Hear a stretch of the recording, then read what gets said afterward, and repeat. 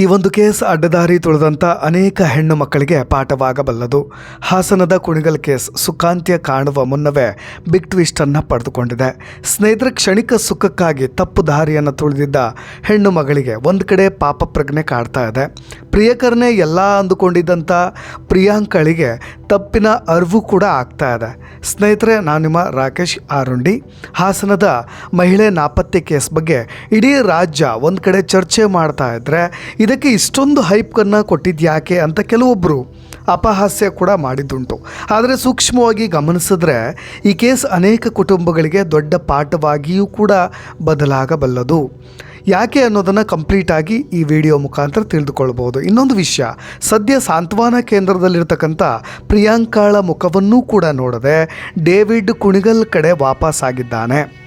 ಇದಕ್ಕೆ ನೋಡಿ ನಾವೆಲ್ಲರೂ ಕೂಡ ದುರ್ವಿಧಿ ಅನ್ನೋದು. ಒಂದು ಸುಖವನ್ನು ಹರಿಸಿ ಹೋದಂಥ ಮಹಿಳೆ ಯಾವ ರೀತಿಯಾಗಿ ಆಕೆಯ ಅಂತ್ಯ ಹತ್ತಿರವಾಗ್ತಾ ಇದೆ ಅಂತ. ಸ್ನೇಹಿತರೆ, ಮೇಘಾಲಯದ ಹನಿಮೂನ್ ಹತ್ಯಾ ಕೇಸ್ ನಿಮಗೆಲ್ರಿಗೂ ಕೂಡ ನೆನಪಿರ್ಬೋದು. ರಾಜ ಸೂರ್ಯವಂಶಿಯ ಪ್ರಾಣವನ್ನು ತೆಗಿತೀನಿ ಅನ್ನೋದು ಆಕೆಗೆ ಗೊತ್ತಿದ್ರೂ ಕೂಡ ಮದುವೆಯಾಗಿ ಹನಿಮೂನ್ಗೆ ಪ್ಲ್ಯಾನ್ ಮಾಡಿ ಬೆಟ್ಟದ ಮೇಲೆ ಆತನ ಪ್ರಾಣವನ್ನೇ ತೆಗೆದಿದ್ದು. ಸದ್ಯ ನೋಡಿ, ಈತನ ಪ್ರಾಣ ಇಲ್ಲಿ ಉಳಿದಿದೆ ಅನ್ನೋದಷ್ಟೇ ನಿಟ್ಟುಸಿರು ಬಿಡ್ತಕ್ಕಂಥ ಕೆಲಸ. ಸ್ವಂತ ಗಂಡನ ಪ್ರಾಣವನ್ನು ಕೂಡ ತೆಗಿಯಕ್ಕೆ ಏಸದಂತಹ ಅನೇಕ ಹೆಣ್ಣುಮಕ್ಕಳು ಕೂಡ ಸಮಾಜದಲ್ಲಿದ್ದಾರೆ. ಸದ್ಯ ಸಾಂತ್ವನ ಕೇಂದ್ರದಲ್ಲಿ ಉಳಿದಿರೋದು ಪ್ರೀತಿಯ ಸಂಸಾರ ಬೇಕಾ ಅಥವಾ ಪ್ರೀತಿಸಿದ ಪ್ರಿಯಕರ ಬೇಕಾ ಅನ್ನೋದನ್ನು ಚರ್ಚೆ ಮಾಡಲಿಕ್ಕಾಗಿ ಪೊಲೀಸ್ ಸ್ಟೇಷನ್ನಲ್ಲಿ FIR ಮಾಡುವ ಮುನ್ನವೇ ಒಂದು ಕಡೆ ಆ ರೀತಿಯಾದಂಥ ಪ್ರೊಸೀಜರ್ಗಳಿರುತ್ತೆ ನೋಡಿ. ಒಂದು ಸಾಂತ್ವನ ಕೇಂದ್ರದ ಕಡೆಗೆ ಪೊಲೀಸರೇ ಡೇವಿಡ್ನ ಮತ್ತು ಈ ಪ್ರಿಯಾಂಕಳನ್ನು ಜೊತೆಗೆ ಆ ಗಂಡನನ್ನು ಕೂಡ ಕರೆಸಿ ಮಾತನಾಡಿಸುವ ಪ್ರಯತ್ನವನ್ನು ಮಾಡ್ತಾರೆ. ಪೊಲೀಸರೇ ಕಳಿಸಿ ಕೌಟುಂಬಿಕ ಕಲಹಗಳನ್ನು ಬಗೆಹರಿಸ್ತಾರೆ. ಇಲ್ಲಿ ಪೊಲೀಸರನ್ನು ಚೀಟ್ ಮಾಡಿದಂಥ ಆರೋಪದ ಮೇಲೆ ಪ್ರಿಯಾಂಕಾ ಹಾಗೂ ಡೇವಿಡ್ ವಿರುದ್ಧ ಕ್ರಮಗಳನ್ನು ತೆಗೆದುಕೊಳ್ಳೋದಕ್ಕೆ ಪೊಲೀಸರಿಗೆ ಒಂದು ಅವಕಾಶ ಇದೆ. ಇನ್ನು ಈ ಅಕ್ರಮ ಸಂಬಂಧಗಳಿಗೆ ಕಾನೂನಾತ್ಮಕವಾಗಿ ಗಂಡನಿಗೆ ಯಾವುದೇ ಅವಕಾಶ ಕೂಡ ಇಲ್ಲ ಕಾನೂನು ಕ್ರಮವನ್ನು ತೆಗೆದುಕೊಳ್ಳಲಿಕ್ಕೆ. ಅದೊಂದು ರೀತಿಯಾಗಿ ನೋಡಿ, ಅನೈತಿಕ ಚಟುವಟಿಕೆಗಳಿಗೆ ನಮ್ಮ ಕಾನೂನು ರೆಡ್ ಕಾರ್ಪೆಟನ್ನು ಹಾಸಿಕೊಟ್ಟಂತೆ. ಹೆಂಡತಿ ಇನ್ಯಾರದ ಜೊತೆಗಾದರೂ ಸಂಬಂಧವನ್ನು ಹೊಂದಿದ್ರೆ ಅಥವಾ ಗಂಡ ಇನ್ನೊಬ್ಬಳ ಜೊತೆಗೆ ಅಕ್ರಮ ಸಂಬಂಧವನ್ನು ಹೊಂದಿದ್ರೆ ಕಾನೂನಾತ್ಮಕವಾಗಿ ನೀವು ಆ್ಯಕ್ಷನ್ ತೆಗೆದುಕೊಳ್ಳೋದಕ್ಕೆ ಆಗೋದಿಲ್ಲ. ಇರೋದು ಒಂದೇ ಆಪ್ಷನ್, ಡಿವೋರ್ಸನ್ನು ತೆಗೆದುಕೊಳ್ಬೋದು. ಅದು ಕೂಡ ಅವರು ಒಪ್ಪಿದ್ರೆ ಇಬ್ಬರು ಕೂಡ ಮ್ಯೂಚುವಲ್ ಆಗಿ ಇರೋದು ಒಂದೇ ಅವಕಾಶ ಅಂತ ನಾನು ಕೂಡ ಆರಂಭದಲ್ಲಿ ಹೇಳಿದೆ. ಅದಕ್ಕೆ ಪತ್ನಿ ನಿಖರ ಕಾರಣಗಳನ್ನು ಕೂಡ ಫ್ಯಾಮಿಲಿ ಕೋರ್ಟ್ನಲ್ಲಿ ಹೇಳಬೇಕು. ಅದಕ್ಕೆ ಪ್ರಿಯಾಂಕಾ ಗಂಡ ಒಪ್ತಾ ಇಲ್ಲ. ಯಾಕೆಂದರೆ ಆತನಿಗೆ ಡಿವೋರ್ಸ್ ಬೇಕಾಗಿಲ್ಲ. ಪ್ರಿಯಾಂಕಾ ಗಂಡನ ಫ್ಯಾಮಿಲಿ ಈಗ ಅಡ್ಡಕತ್ತರಿಯಲ್ಲಿ ಸಿಕ್ಕಾಕೊಂಡಂತ ಆಗಿಬಿಟ್ಟಿದೆ. ಇಡೀ ಕರ್ನಾಟಕದ ಮುಂದೆ ಬೆತ್ತಲಾದಂಥ ಫ್ಯಾಮಿಲಿಯ ಮಾನ ಮರ್ಯಾದೆ ಒಂದು ಕಡೆ, ಇನ್ನೊಂದು ಕಡೆ ಒಂಟಿ ಆಗ್ತಿರೋ ಮಗನಿಗೋಸ್ಕರನಾದರೂ ತಾಯಿ ಬೇಕೇ ಬೇಕು ಅಂತ ಪ್ರೀತಿಯ ಮಗನಿದ್ರೂ ಕೂಡ ಪರಪುರುಷನಾದಂಥ ಡೇವಿಡ್ ಜೊತೆ ಉತ್ತರ ಪ್ರದೇಶಕ್ಕೆ ಪರಾರಿಯಾಗುವಂಥ ಕನಸು ಕಂಡಿದ್ದಂಥ ಅಮ್ಮನನ್ನು ಮಗ ಸ್ವೀಕರಿಸ್ಲಿಕ್ಕೆ ಈಗಲೂ ಕೂಡ ಸಿದ್ಧನಿದ್ದಾನೆ. ಗಂಡನೂ ಕೂಡ ಎಲ್ಲ ಮರೆತು ಬಂದರೂ ಒಪ್ಕೊಳ್ತೀನಿ ಅಂತಿದ್ದಾರಂತೆ. ಆದರೆ ಸಂದಿಗ್ಧ ಪರಿಸ್ಥಿತಿಯಲ್ಲಿರ್ತಕ್ಕಂಥ ಪ್ರಿಯಾಂಕಾ ಮಾತ್ರ 3 ದಿನದ ಪ್ರೀತಿಯನ್ನು ನೆಚ್ಚಿ ಬಂದು ಈಗ ಒಂಬಂಟಿ ಆಗಿಬಿಟ್ಟಿದ್ದಾರೆ, ಏಕಾಂಗಿ ಆಗಿಬಿಟ್ಟಿದ್ದಾರೆ. ನೋಡಿ, ಡೇವಿಡ್ಗೆ ಗೊಟ್ಟಿಕೆರೆಯ ಮನೆಯ ಮುಂಭಾಗದಲ್ಲೇ ರಾತ್ರಿ 9:30 ಸುಮಾರಿಗೆ ಪೊಲೀಸರು ಅಲ್ಲೇ ಬೆಂಡೆತ್ತಿದ್ರು.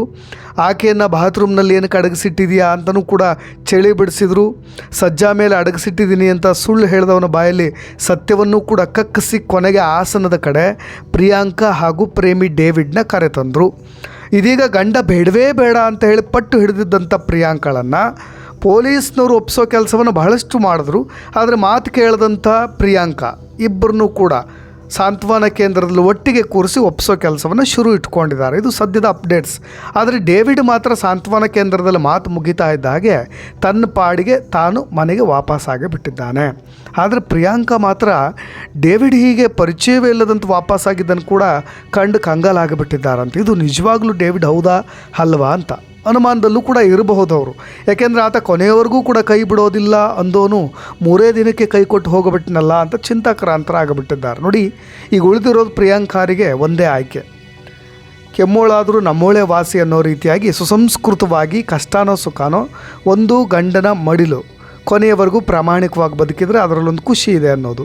ಹೀಗೆ ಹಂದ ನೋಡಿ ಬಂದವನು 3 ದಿನಕ್ಕೆ ಆಕೆಯನ್ನು ಬಳಸ್ಕೊಂಡು ಉತ್ತರ ಪ್ರದೇಶದಲ್ಲೋ ಬಿಹಾರದಲ್ಲೋ ಕೈ ಕೊಟ್ಟು ಹೋಗಿಬಿಟ್ರೆ ಈ ನಾರ್ತ್ ಇಂಡಿಯನ್ಸ್ ಕೆಲವೊಬ್ಬರು ಈ ರೀತಿಯಾದಂಥ ಅನೇಕ ಕ್ರಿಮಿನಲ್ ಪ್ರಕರಣಗಳಲ್ಲಿ ಭಾಗಿಯಾಗ್ತಾ ಇರೋದನ್ನು ನಾವು ಗಮನಿಸ್ತಾ ಇದ್ವಿ. ಕರ್ನಾಟಕ ಒಳ್ಳೆಯ ಹೆಸರನ್ನು ಮಾಡಿತ್ತು. ಇತ್ತೀಚೆಗೆ ಆ ಥರದ ಕ್ರೈಮ್ ರೇಟ್ ಕೂಡ ಜಾಸ್ತಿ ಆಗ್ತಾ ಇರೋದು ನೋಡಿ. ಈತ ಆಕೆಯನ್ನು ಕರ್ಕೊಂಡೋಗಿ ಡೇವಿಡ್ಡು ಅಲ್ಲಿನ ಸಂಸ್ಕೃತಿ, ಆಚರಣೆ, ವಿಚಾರ ಎಲ್ಲವೂ ಕೂಡ ಡಿಫ್ರೆಂಟ್ ಆಗಿರುತ್ತೆ. ಕೊನೆಗೆ ಆಕೆಯನ್ನು 3 ದಿನ ಬಳಸ್ಕೊಂಡು ಬಿಟ್ಟುಬಿಟ್ರೆ ಆಮೇಲೆ ಯಾವ ಮಹಿಳೆಗಾದರೂ ಬೇರೆ ಏನು ಆಯ್ಕೆ ಇರುತ್ತೆ? ಕೊನೆಗೆ ಬದುಕಲಿಕ್ಕೆ ಆಕೆ ಅಲ್ಲೇ ಏನಾದರೂ ಅಡ್ಡದಾರಿಯನ್ನು ತುಳಿಬೇಕಷ್ಟೆ, ಏನೋ ವೇಶ್ಯವಾಟಿಕೆನೋ ಯಾವ ರೀತಿಯಾಗಾದರೂ ಕೂಡ.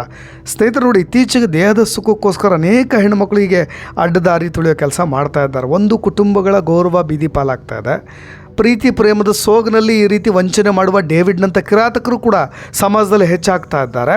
ಆದರೆ ಎಚ್ಚರಿಕೆಯಿಂದ ಇರೋದು ಮಾತ್ರ ಒಳಿತು. ಈಗ ಸದ್ಯ ಪ್ರಿಯಾಂಕಾ ನೋಡಿ, ಪ್ರಿಯಕರನೂ ಇಲ್ಲ, ಈ ಕಡೆ ಗಂಡನೂ ಇಲ್ಲ ಅನ್ನೋ ರೀತಿಯಾಗಿ ಸಂದಿಗ್ಧ ಪರಿಸ್ಥಿತಿಯಲ್ಲಿ ಸಿಗಾಕೊಂಡಿರೋದು. ಈ ಕೇಸ್ನ ನಿಮಗೆಲ್ರಿಗೂ ಕೂಡ ಸೂಕ್ಷ್ಮವಾಗಿ ಗೊತ್ತಿರೋ ಹಾಗೆ ಏನೆಲ್ಲ ಆಯಿತು ಅನ್ನೋದು ಡೀಟೇಲಾಗಿ ಹೇಳಿದ್ದೀನಿ ನಾನು. ಕಳೆದ 2 ವೀಡಿಯೋಗಳಲ್ಲೂ ಕೂಡ ತುಂಬ ಇನ್ ಡೀಟೇಲಾಗೂ ಕೂಡ ನಿಮಗೆಲ್ರಿಗೂ ಕೂಡ ವರದಿಯನ್ನು ಒಪ್ಪಿಸಿದ್ದೀನಿ. ಆದರೆ ಅನೇಕರಿಗೆ ಏನಾಯಿತು ಈ ಕೇಸ್ ಅನ್ನೋ ಗೊಂದಲದಲ್ಲಿ ಏನಾದರೂ ಇದ್ದರೆ ನಿಮಗೆಲ್ಲ ಗೊತ್ತಿರೋ ಹಾಗೆ ಮದುವೆಗೆ ಅಂತ ತೆರಳಿ ನಾಪತ್ತೆಯಾಗಿದ್ದಂಥ ಮಹಿಳೆ ಪ್ರಕರಣ. ನಾಪತ್ತೆಯಾಗಿದ್ದ ದಿನವೇ ರಾತ್ರಿಯೇ ಪ್ರಿಯಾಂಕಾ ಕುಣಿಗಲಿಗೆ ಬಂದಿದ್ದು. ಅದಾದ ಮೇಲೆ ಗುರುವಾರ ಸಂಜೆ 4 ಗಂಟೆಗೆ ತನ್ನ ರೂಮ್ ಬಿಟ್ಟಿದ್ದಂಥ ಡೇವಿಡ್ ಮರಳಿ ಪ್ರಿಯಾಂಕಾಳ ಜೊತೆಗೆ ಗೊಟ್ಟಿಗೆರೆಯ ಮನೆ ಕರ್ಕೊಂಡು ಹೋಗಿದ್ದು. ಅವತ್ತಿನ ರಾತ್ರಿಯೇ ನಾವು ನೇರವಾಗಿ ಉತ್ತರ ಪ್ರದೇಶಕ್ಕೆ ಹೋಗೋದು ಬೇಡ, ನೀನು ಇಲ್ಲಿ ತನ್ನ ಪ್ರಾಣವನ್ನು ತಾನೇ ಕಳೆದುಕೊಂಡಂತೆ ನಟಿಸು, ನಾನು ತೊಟ್ಟಿಲು ತೂಗದ ಹಾಗೆ ಮಾಡ್ತೀನಿ, ನೀನು ಚಿವುಟದ ಹಾಗೆ ಮಾಡು ಅನ್ನೋ ಗಾದೆಯಂತೆ ಎಲ್ಲ ಪ್ಲ್ಯಾಂಡ್ ಮಾಡಿ ತೆಗೆದುಕೊಂಡು ಹೋಗಿ ಬಟ್ಟೆಗಳನ್ನೆಲ್ಲವನ್ನು ಕೂಡ ಒಂದು ಕೆರೆಯ ಸಮೀಪ ಎಸ್ದು ಬಂದಿದ್ದು. ಅದಾದ ಮೇಲೆ ನಿಮಗೆಲ್ರಿಗೂ ಕೂಡ ಗೊತ್ತಿರೋ ಹಾಗೆ ಆಕೆ ಮನೆಯಿಂದ ಬರಬೇಕಾದ್ರೆ ತಾಯಿಯನ್ನು ತಪ್ಪಿಕೊಂಡು ಹತ್ತಿದ್ದನ್ನು ಪೊಲೀಸ್ನವರು ವಿಚಾರಣೆ ವೇಳೆ ತಿಳಿದುಕೊಂಡು ಯಾರದ್ದೋ ಒಬ್ಬರ ಸಂಪರ್ಕ ಇರಬಹುದು ಅನ್ನೋ ಆಧಾರದ ಮೇಲೆ ಈ ಕೇಸನ್ನು ಭೇದಿಸಿದ್ದು. ಆರಂಭದಲ್ಲಿ ಪೊಲೀಸ್ನವರೇ ಈ ಕೇಸನ್ನ ನೆಗ್ಲೆಕ್ಟ್ ಮಾಡ್ತಿದ್ದಾರೆ ಅನ್ನೋ ವಿಚಾರವಾಗಿ ಸೋಕೋ ಟೀಮು, ಅಗ್ನಿಶಾಮಕ ದಳ ಎಲ್ಲವೂ ಕೂಡ ಕೆರೆಯ ಸಮೀಪ ತನಿಖೆ ಶುರುವಿಟ್ಕೊಂಡಿದ್ದು. 30 ಲಕ್ಷದ ಒಡವೆಗೋಸ್ಕರ ದುಷ್ಕರ್ಮಿಗಳೇನಾದರೂ ಕೃತ್ಯ ಮಾಡಿದ್ರಾ ಅಂತ.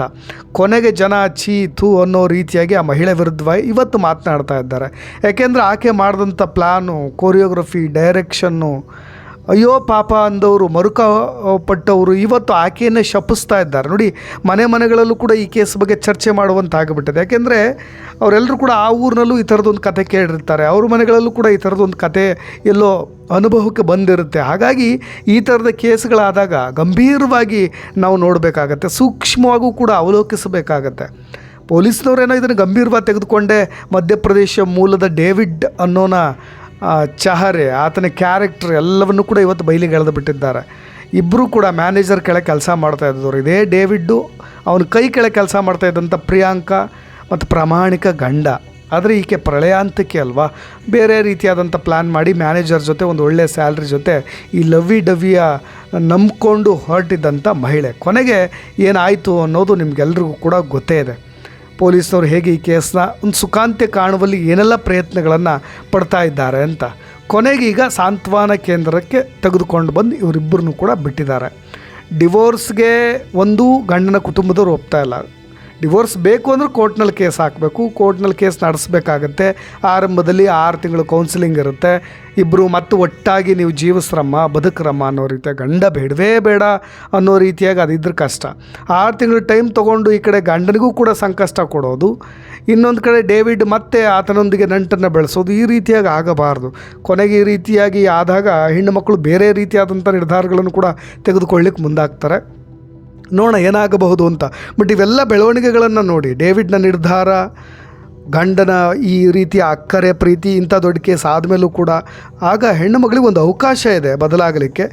ಹೇಗೆ ನಿರ್ಧಾರವನ್ನು ತೆಗೆದುಕೊಳ್ತಾರೆ ಅನ್ನೋದಷ್ಟೇ ಈಗ ಉಳಿದಿರತಕ್ಕಂಥ ಆಯ್ಕೆ. ಈ ಕೇಸ್ಗೆ ಸಂಬಂಧಪಟ್ಟಾಗ ನಿಮ್ಮ ಅಭಿಪ್ರಾಯ ಇದ್ದರೆ ಅದನ್ನು ಕೂಡ ತಿಳಿಸ್ಬೋದು ಅಂತ ಹೇಳ್ತಾ ಧನ್ಯವಾದ.